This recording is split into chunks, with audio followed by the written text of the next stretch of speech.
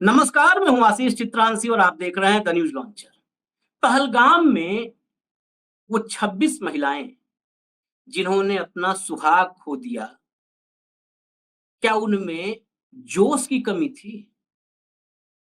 ये शब्द बोलते समय मैं खुद पर शर्मिंदा हूं, लेकिन ये भाजपा के इकोसिस्टम में बैठे हुए जो वर्बल डायरिया करने वाले ये जुबानी आतंकी हैं, बड़ी जिम्मेदारी से कह रहा हूं। मैं हर एक्शन के लिए तैयार रहता हूं, बोलता हूं, लेकिन ये जुबानी आतंकी ही इनको मैं कहूंगा। अभी कह रहा हूं, आखिर तक कहूंगा। इनका कोई इलाज है या नहीं, या सत्ता के संरक्षण में ये सेना के पराक्रम से लेकर के महिलाओं की आबरू तक उसके साथ ये खिलवाड़ करते रहेंगे। सत्ता की ये ऐसी कौन सी ताकत है और उस ताकत में ऐसी कौन सी मदहोशी है जिसने सारी मर्यादाओं को तार तार कर दिया है। आज एक फिर भारतीय जनता पार्टी का एक नया चेहरा, नया नेता, नेता नया नहीं है, आज उसकी एक कलंक कथा का नया पन्ना है।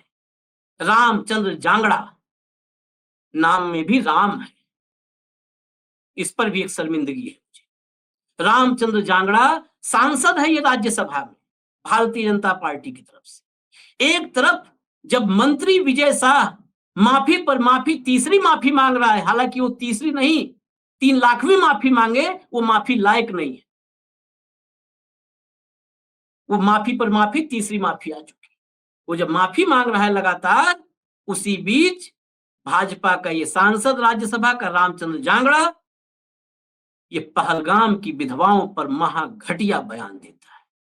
मैं सारी चर्चा एक एक शब्द बताऊंगा, क्लिप सुनवाऊंगा, और फिर विजय शाह और देवड़ा जैसे उन चेहरों की उन जुबान से निकली हुई गंदगी को आप तक फिर रिमाइंड करवाऊंगा, इसलिए क्योंकि भारतीयों की याददाश्त कमजोर होती है। मोदी जी आपको बहकाते रहेंगे और हम आपको याद दिलाते रहेंगे कि इस इकोसिस्टम में कितनी गंदगी है, बिलो द बेल्ट कितनी घटिया बातें करते हैं। लेकिन सबसे पहले विंग कमांडर रिटायर्ड अनुमा आचार्य हमारे साथ जुड़ी हैं। स्वागत है अनुमा जी आपका। आज मैं आपको एक सैन्य अफसर के अलावा एक महिला, 2 भूमिकाओं में जोड़ा। सैन्य अफसर, सेना का पराक्रम, जब इस पर चर्चा होती है तो फिर आप अपरिहार्य हैं चर्चा में। लेकिन अगर फिर महिलाओं की हिम्मत, उन विधवाओं के में वीरांगना वाला जोश था कि नहीं था, ये घटिया बयान होगा तो उस पर भी आपकी टिप्पणी हम लेंगे। लेकिन मैं पहले जरा बता दूं, दिखा दीजिए जो हेडलाइंस लगनी शुरू हुई है, अभी अभी की खबर है। देखिए, पहलगाम हमला, अब हरियाणा के भाजपा सांसद का विवादित बयान। हालांकि ये अखबार और मीडिया बहुत बहुत आप समझो डाइल्यूट वर्ड का इस्तेमाल करता है, विवादित बयान। बोले सुहाग खोने वाली महिलाओं में वीरांगनाओं जैसा जोश नहीं था, इसलिए 26 लोग मरे। वाह वाह। अब सुनिए इनकी कहानी। प्रधानमंत्री नरेंद्र मोदी ने युवाओं में वीरता की भावना पैदा करने के लिए एक बहुत बड़ी योजना अग्निवीर चलाई। सोचिए, जो इस देश की सेना को सबसे कमजोर करने वाली योजना है, उसको बता रहे हैं। पहलगाम हमले के बाद पूरा देश महसूस कर रहा है कि अगर मोदी देश के युवाओं को जो ट्रेनिंग देना चाहते हैं, वो ट्रेनिंग यात्रियों के पास होती तो 3 आतंकवादी 26 लोगों को नहीं मार पाते। बस मोदी से शुरू, मोदी पर खत्म, यही इन सब का है। अगर यात्रियों के हाथ में लाठी डंडा कुछ और भी होता तो वो चारों तरफ से आतंकवादियों की तरफ दौड़ते, तो मैं दावा करता हूं कि शायद 5-6 लोगों की ही जान जाती, लेकिन तीनों आतंकी भी मारे जाते। उसके बाद और सुनिए, अपना सुहाग खोने वाली महिलाओं में वीरांगना का भाव व जोश नहीं था। बताइए, उनके स्त्रीत्व पर सवाल ये खड़ा कर रहा है। उनमें वीरांगना का भाव और जोश नहीं था, इसलिए 26 लोग गोली का शिकार बने। पर्यटक हाथ जोड़कर मारे गए। अगर पीएम योजना के तहत ट्रेनिंग लेते और सामना करते तो इतनी मौतें नहीं होती। हाथ जोड़ करके मारे गए, हाथ नहीं जोड़ते तो नहीं मारे जाते। मैं सुनवा देता हूं, तब अनुमा जी के पास चलूंगा। जरा सुनवा भी दीजिए, वो क्लिप छोटी क्लिप है लेकिन सुनवा दीजिए। पूरी क्लिप तो अभी नहीं है, सुनवाइए। वहां पर जो हमारी वीरांगनाएं बहन थी, जिनकी मांग का सिंदूर छीन लिया गया, वीरांगना का भाव नहीं था, जोश नहीं था, जज्बा नहीं था, दिल नहीं था, इसलिए हाथ जोड़ के गोली का शिकार हुआ। लेकिन हाथ जोड़ने से कोई छोड़ता नहीं। हमारे आदमी वहां पर हाथ जोड़ के मारे गए। जोश नहीं था, जज्बा नहीं था, दिल नहीं था, वीरांगना का भाव नहीं था, हाथ जोड़कर मारे गए। यानी अब तक तो बहुत थियरीज आई, ये नई थियरी है कि इन मौतों की जिम्मेदार उन 26 लोगों की पत्नियां थी। इससे ज्यादा घटियापन शायद इस सृष्टि में नहीं हो सकता। अनुमा जी।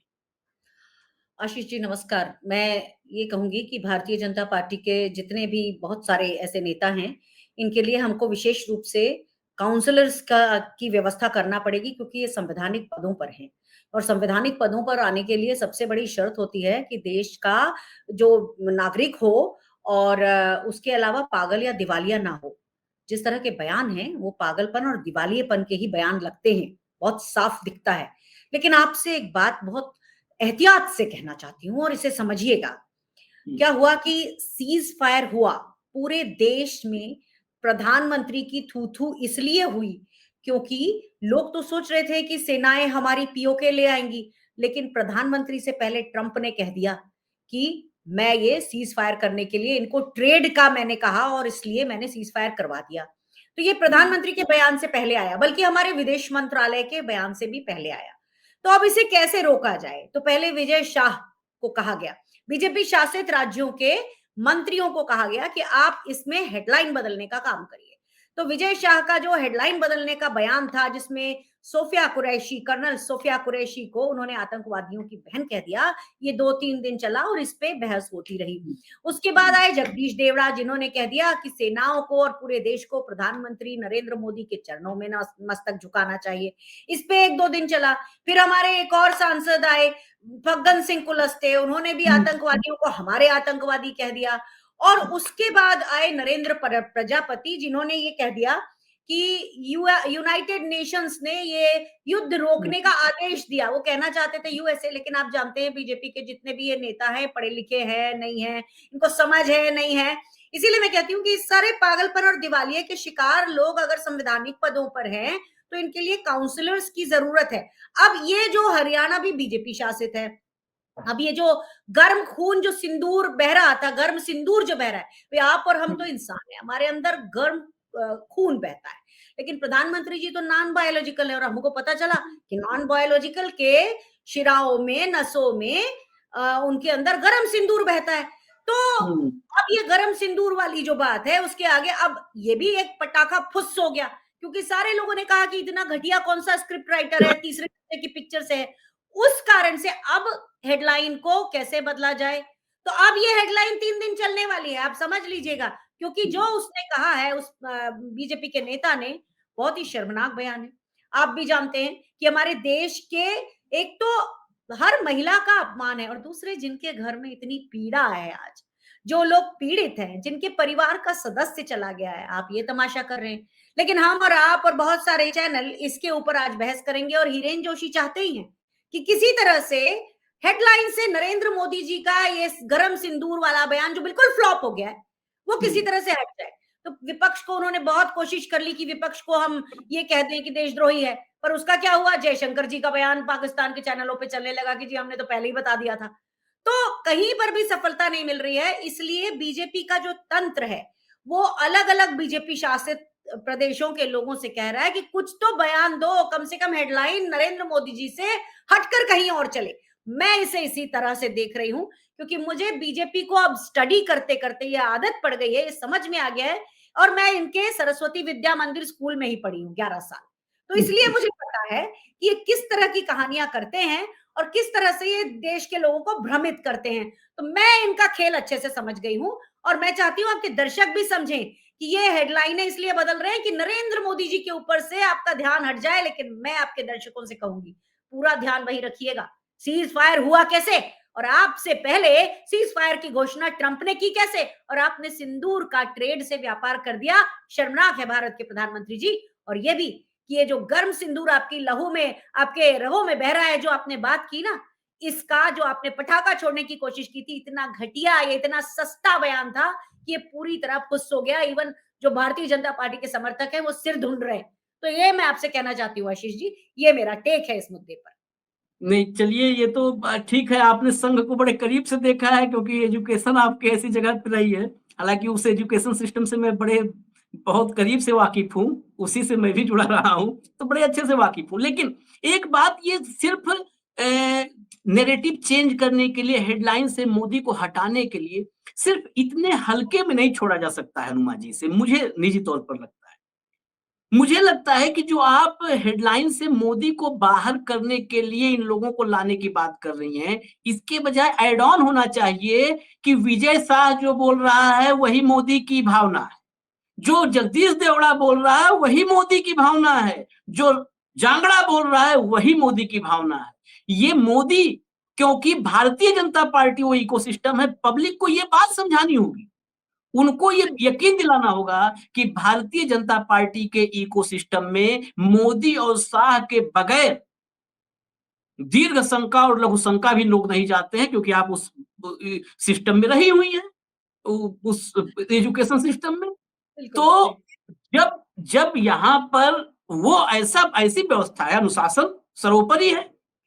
ऐसे में देवड़ा, विजय शाह, जांगड़ा ये जो भी बोल रहे हैं, इसे क्यों ना मोदी जी की ही जुबान की बात या उनके मन की बात वो करते हैं मन की बात, उन्हीं के मन की बात क्यों ना मान लिया जाए? क्योंकि उनके मन की बात नहीं करने वाला भारतीय जनता पार्टी में 1 मिनट नहीं रह सकता है। विजय शाह को कोर्ट से एफआईआर के बावजूद कुर्सी पर है। इसका मतलब वो मोदी के मन की बात किया। क्यों नहीं ऐसा हम माने? ये हम ही से आपने सब कुछ बुलवा लिया लेकिन हम फिर भी आपसे जानना चाहते हैं।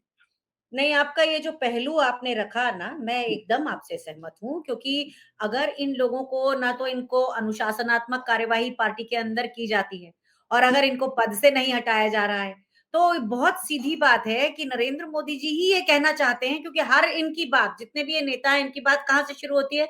यशस्वी प्रधानमंत्री जी, और इसी पर खत्म हो जाती है, यशस्वी प्रधानमंत्री जी।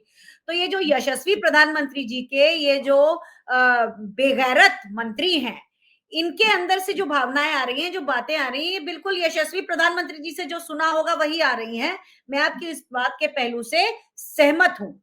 जहां हेडलाइन बदलने की कोशिश की जा रही है, इन लोगों को मेन लाइन पे लाया जा रहा है। आपको एक चीज तो मालूम है ना कि नरेंद्र मोदी जी को छुई मुई बनाने की कोशिश करती है भारतीय जनता पार्टी। नरेंद्र मोदी जी के ऊपर कहीं कोई आंच ना आ जाए, छींटा ना पड़ जाए, क्योंकि अभी बिहार का चुनाव है। उसमें मोदी जी अभी और इस तरह की हरकतें करने वाले हैं, बहुत ही घटिया घटिया बयानबाजी करने वाले हैं। अभी मंगलसूत्र, भैंस, इन सब से तो किसी तरह से हम इनकी बातों को हमने सुना, लेकिन आने वाले चुनावों में भी इस तरह की बात करेंगे। लेकिन एक चीज है आशीष जी, इस बार उनका जो भांडाफोड़ हुआ है, उस कारण से मैं बहुत डरी हुई हूं कि जिस तरह से 22 जनवरी का मोदी जी का सिक्का मई 2024 के चुनावों में नहीं चल पाया, इसी तरह ये गरम सिंदूर और सिंदूर का ये जो सिक्का है, ये बिहार चुनाव में नहीं चलने वाला है। अगर नहीं चलने वाला है, तो ऐसा कौन सा और क्रूर हादसा है जो ये देश देखने वाला है? मैं इससे डरी हुई हूं, क्योंकि जब तक राष्ट्रवाद का जलजला नहीं उठता, तब तक भारतीय जनता पार्टी की कभी सरकार नहीं बनती। आप ये देख लीजिएगा, राष्ट्रवाद का जलजला उठा कारगिल के बाद, और अटल बिहारी जी वाजपेयी जी को 5 साल की सरकार मिली। उसके बाद राष्ट्रवाद का जलजला उठाया गया, 4-4 स्कैम लगाकर कांग्रेस के ऊपर, यूपीए के ऊपर। चारों स्कैम पूरी तरह जमीन में पड़े नजर आए। पूरा कोर्ट इनका था, सब इनका था, इनका शासन था, लेकिन चारों स्कैम जो थे वो पूरी तरह धराशायी हुए। तो राष्ट्रवाद का जलजला उठाकर एक तो ये सत्ता में आते हैं, दूसरे दूसरों को उपदेश देते हैं कि कर्तव्य पालन करो, लेकिन खुद के अधिकार बढ़ाते हैं उन उपदेशों के द्वारा। तो जैसे है, उघरई अंत न होई निबाहु काल नेमी जिन जमी रावण राहु, जिस तरह से काल नेमी का, रावण का और राहु का जो छल था वो लोगों के सामने आया। इस भारत में, रामायण में जो लिखा हुआ है, उसी तरह से अब इनके छल प्रपंच लोगों के सामने आते चले जा रहे हैं। और मेरा डर जो है वो अपनी जगह कायम रहेगा, क्योंकि या तो ये दोबारा उस ऑपरेशन को, सेना के ऑपरेशन को दोबारा करने की कोशिश करेंगे। प्रधानमंत्री जी इतने बेडौल शरीर के होते हुए भी हमारी डांगरी पहन के घूम रहे हैं। मुझे तो शर्म आ रही है उनका फोटो देख के। हमारे तो जो पहले राफेल के पायलट थे, हिलाल अहमद राठेड़, वो तक इस तरह का काम नहीं करते। कोई नहीं करता इस तरह का काम। इस तरह का भद्दा प्रदर्शन हमारी सेनाओं के नाम पर, सेनाओं के कंधे पर बैठ के, सेनाओं का शेल्टर लेके कोई नहीं करता, जो हमारे देश के प्रधानमंत्री आजकल कर रहे हैं, बैनर पोस्टर पे लग रहे हैं। इन सबको देख के शर्मनाक लगता है कि ये कैसे हमारी सेनाओं का सबसे ज्यादा राजनीतिक इस्तेमाल कर रहे हैं। और दुख होता है कि हमारी सेनाएं ये सब, क्योंकि सेनाएं आदतन और हमारे कॉन्स्टिट्यूशन के हिसाब से केवल सरकार की तरफ होती हैं, वो बहादुर होती हैं, हमेशा सरकार की तरफ होती हैं, सरकार जो कहती है वो करती हैं। और उन्होंने इस बार जो मिशन को अंजाम दिया था, 25 मिनट में उन्होंने 9 ठिकाने ध्वस्त किए थे। मैं गर्व से मेरा सिर ऊपर उठ जाता है कि जिस तरह से सेनाओं ने काम किया। लेकिन जिस तरह से हमारी राजनीति काम कर रही है, उसे देखकर शर्म से सिर झुक जाता है। कभी हमारी कर्नल सोफिया कुरैशी को कुछ कहा जाता है, कभी किसी और को कुछ कहा जाता है, कभी सेनाओं को कहा जाता है, और अब तो जो पीड़ित है उन्हीं को विक्टिम बनाया जा रहा है, उन्हीं को कहा जा रहा है कि यही लोग हैं, इन्हीं की गलती है, ये वीरांगनाओं के अंदर साहस नहीं था। तो ये तो बहुत शर्मिंदगी की बात है। वही कह रहा हूँ कि जो पीड़ित है उनके जख्मों पर मरहम लगाना चाहिए, तो ये जख्म पर ले जाकर के नमक मिर्ची डाल के और रगड़ रहे हैं। और भाजपा में इनके जो नेता हैं, जो विश्व के सर्वाधिक यशस्वी, तमाम उनको उनके तमगे जुड़ते हैं उनके साथ, वो लोग खामोशी से देख रहे हैं, उनको मजा आ रहा है, एंजॉय कर रहे हैं इस मोमेंट को। और राष्ट्रवाद, भाजपा के राष्ट्रवाद की तो बात ही मत किया कीजिए। सांस्कृतिक राष्ट्रवाद देखते देखते आखिरकार वो सांस्कृतिक राष्ट्रवाद इंदौर और मुंबई एक्सप्रेसवे पे दिखा। पूरा देश देख रहा है, जी, पूरा बिल्कुल। देश देख रहा है मुंबई जो इंदौर एक्सप्रेसवे पर क्या इन्हीं के नेता क्या-क्या कर रहे हैं। खैर, मैं इस मेन मुद्दे पे आता हूँ। मैं जरा एक बार फिर से मैं कहूँ ना, मोदी जी के मन की बात आप लोग सुनिए। अभी आपने जांगड़ा से सुना, अब जरा देवड़ा से सुनिए। देवड़ा से सुनिए, याद रखिए सब, याद रखिए। हालाँकि याददाश्त बहुत कमज़ोर है आप लोगों की, मैं दर्शकों से बड़ा बहुत खुश नहीं रहता। चलाइए। जिन माताओं के सिंदूर को मिटाने का काम जिन लोगों ने किया, जिन आतंकवादियों ने किया, और जिन आतंकवादियों को जिनने पाला, जो पाल रहे हैं, उनको नेस्त नाबूद नहीं कर देंगे तब तक चैन की सांस नहीं लेंगे। और यशस्वी प्रधानमंत्री जी को हम धन्यवाद देना चाहेंगे। और पूरा देश की वो सेना, वो सैनिक उनके चरणों में नतमस्तक है। उनके चरणों में पूरा देश नतमस्तक है। उन्होंने जो जवाब दिया है उसकी जितनी सराहना की जाए, जितना कहा जाए, एक बार उनके लिए जोरदार ताली बजा करके। अनुमा जी, क्या कहीं ऐसा तो नहीं हुआ कि आज तक की ब्रीफिंग में किसी ने बताया नहीं, हमारे प्रधानमंत्री जी ने कहा हो आर्मी को, नेवी को, एयरफोर्स को कि आप सब लोग आराम करो, मैं जाऊंगा अकेले बम फेंक के आऊंगा। किस बात पे? ये जो उनके चरणों में नतमस्तक सेना और सैनिक हों, किस बात पे? क्या ऐसा कुछ तो नहीं ऑपरेशन था आपको, क्योंकि आप आर्मी सैन्य बैकग्राउंड से हैं, अफसर रही हैं, तो आपको हो सकता है पता हो। मैं आज इसीलिए पूछ रहा हूँ कि कहीं ऐसा तो नहीं सबको मना कर दिया हो कि रात में मैं अकेले जाऊंगा, बादलों के बीच छिप करके सारे ठिकाने नष्ट करके आ जाऊंगा। ऐसा कुछ तो नहीं हुआ? मैं बताऊं, जिस तरह से सेना को इतना ट्रिवियल मोदी जी ने कर दिया है, ट्रिविलाइज कर दिया है कि हर व्यक्ति जब बात करता है तो वो मोदी जी को सेना के साथ रखता है। दरअसल मोदी जी एक पासंग भर भी सेना के शौर्य का कहीं मुकाबला नहीं कर सकते, एक पासंग भर भी नहीं कर सकते, थोड़ा भी नहीं कर सकते। क्योंकि हमारी देश की सेनाएं जिस तरह से लोकतंत्र में ढली हुई हैं, और आपको एक खास बात मैं बताना जरूरी समझती हूँ कि 2004 से 14 के बीच में हमारे देश की सेनाएं विश्व की चौथी सबसे बड़ी वायुसेना और 5वें नंबर की सबसे बड़ी थल सेना बनी थी। क्यों बनी थी? क्योंकि कांग्रेस की सरकारों ने और यूपीए की सरकारों ने सबने मिलकर आज तक 3000 संख्या में, मैं कह रही हूँ 3000 से ज्यादा अलग अलग तरह के अपने समय के प्रीमियर एयरक्राफ्ट खरीदे हैं। चाहे वो फाइटर एयरक्राफ्ट हो, चाहे वो ट्रांसपोर्ट एयरक्राफ्ट हो, चाहे वो हेलीकॉप्टर्स रहे हों।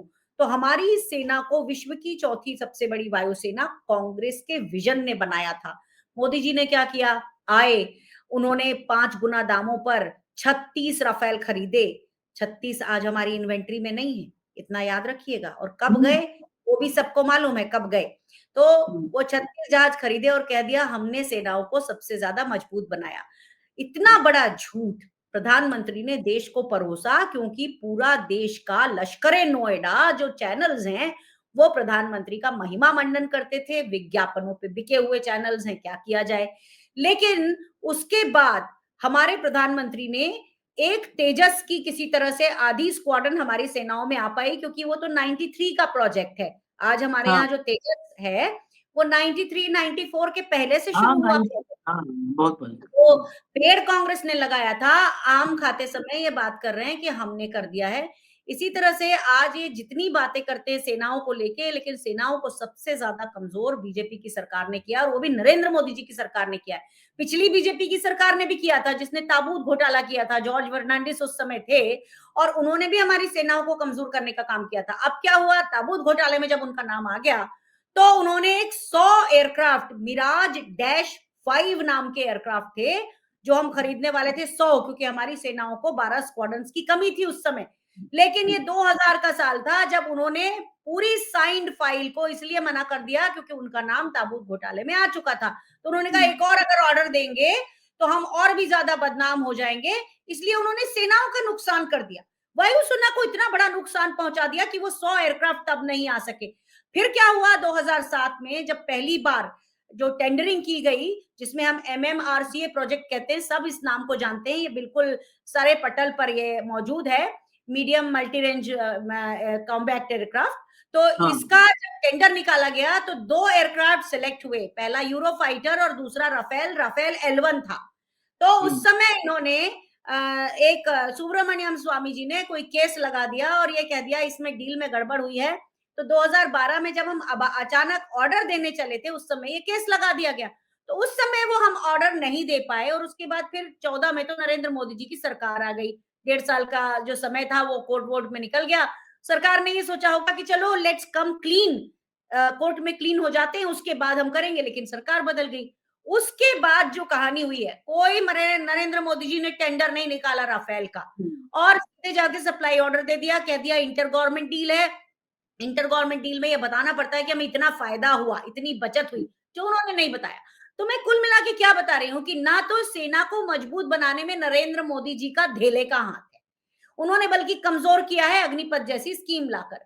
हमारे 9 अग्निवीर जो हैं, ऐसा बताया जाता है, उन्होंने क्या किया है। मैंने तो अपनी पूरी सर्विस में एक देखी थी, वो भी एक बच्चा था, उसका कोई लव अफेयर था, उसने अपने आप को मार लिया था। लेकिन ये 9 हो रही हैं, हमारे अग्निवीर चोरी करते हुए पकड़े गए, एक आगरा में, एक भोपाल में।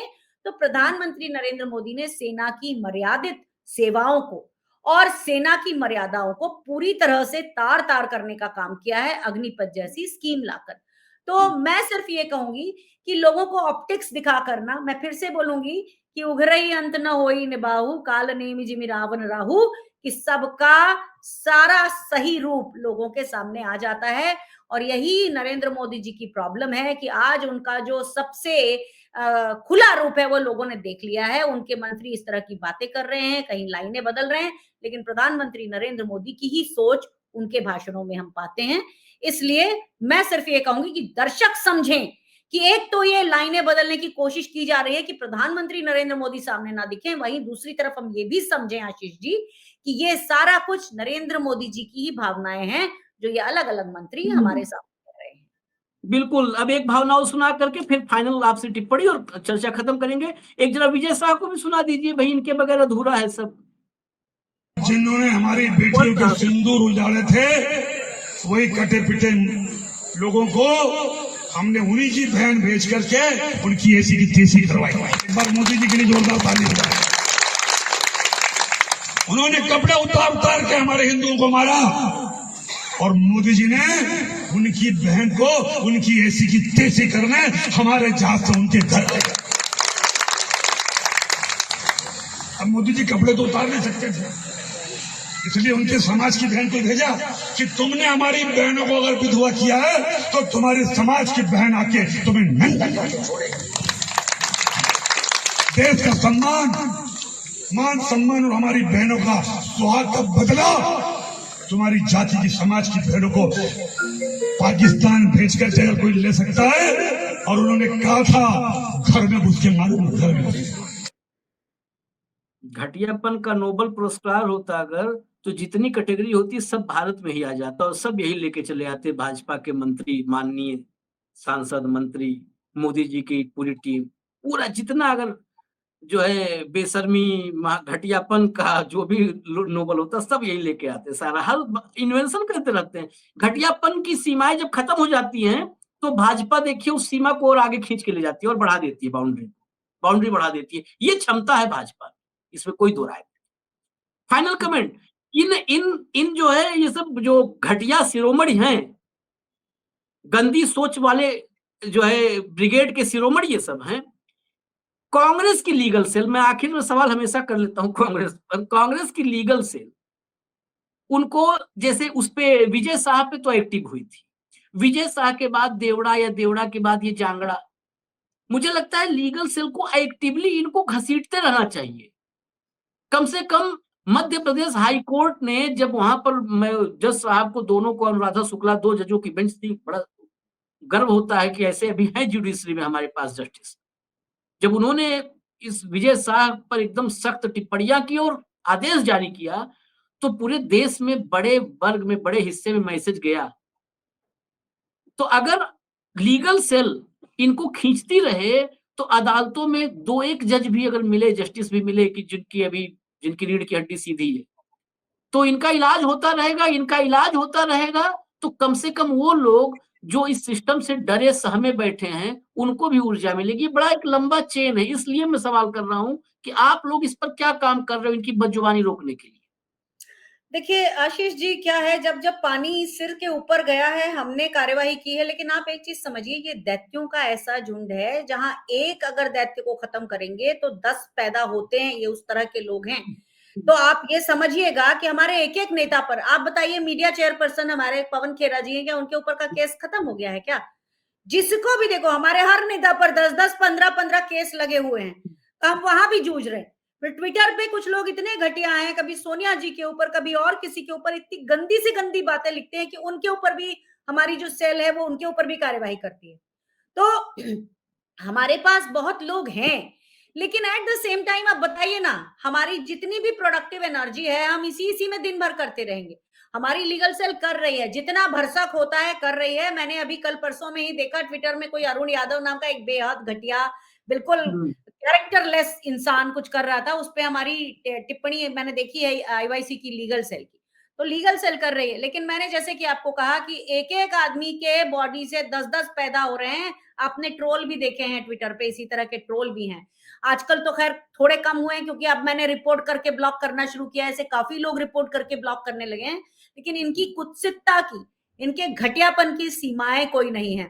और एक चीज और मैं बताना चाहूंगी, आपके दर्शकों को बताना चाहूंगी कि आज भी हमारी बहुत सारी सेना की अधिकारी, कुछ तो ऐसी जो इस ऑपरेशन में शामिल भी थी, इन सभी को सरकार नौकरी से बाहर निकाल रही है, इनको पेंशन का अधिकार नहीं दे रही है, जो कि मुझे 2010 में राहुल गांधी जी के इंटरवेंशन से हमें रक्षा मंत्रालय में एंटनी जी ने दिया था। तो अब ये महिला अधिकारी भी, अगस्त तक इनका केस सुना जाएगा। तो इधर सरकार जहां उनका उपयोग केवल लोगों के सामने ये दिखाने में करती है कि हमने महिला सशक्तिकरण को बढ़ावा दिया है, लेकिन जरा अंदर जाकर देखिए, वो महिला अधिकारी बोल भी नहीं पाती, बाहर आ भी नहीं पाती, यूनिफॉर्म में पहने हुए हैं।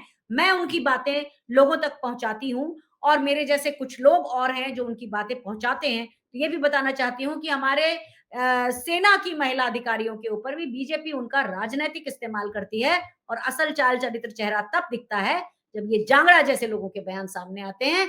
ना वो महिला अधिकारियों की इज्जत करते हैं, और ना हमारे देश की वीर नारियों की इज्जत करते हैं, जो अभी पहलगाम के केस में हमने देखा। जी बिल्कुल अनुमा जी, और जो आपने भी आखिर में कहा, इस विषय पर अलग एक कार्यक्रम की जरूरत है, क्योंकि मैं इस पर मेरा ध्यान गया हुआ है। शायद अदालत में भी ये मामला है कुछ, जो है केंद्र सरकार, और केंद्र सरकार वहां पर महिला, जो सेना में महिला सैन्य अफसर हैं, जी उनके अगेंस्ट वहां पर दलीलें पेश कर रही है। जी। ऐसे ही और सरकार जो है, हमारे जो डिसेबल सैनिक हैं जिनको पेंशन मिलती है, उनकी दिव्यांगता वाली पेंशन के ऊपर भी घात लगाए हुए है, और महिला अधिकारियों के ऊपर भी। तो महिला अधिकारियों की पेंशन वाले मुद्दे पर मैंने 10 मई को एक प्रेस कॉन्फ्रेंस की थी, आप उसे जरूर देखिएगा और हम इस पे जरूर बात कर सकते हैं। नहीं, ये महत्वपूर्ण विषय है। आर्मी में राष्ट्रवाद की बात करने वाले, राष्ट्रवाद की बात करने वाले और महिला सशक्तिकरण की बात करने वाले, इन दोनों को जोड़ करके देखना चाहिए देश के लोगों को कि राष्ट्रवाद, जहां जिस सेना से राष्ट्रवाद का र शुरू होता है, उस सेना में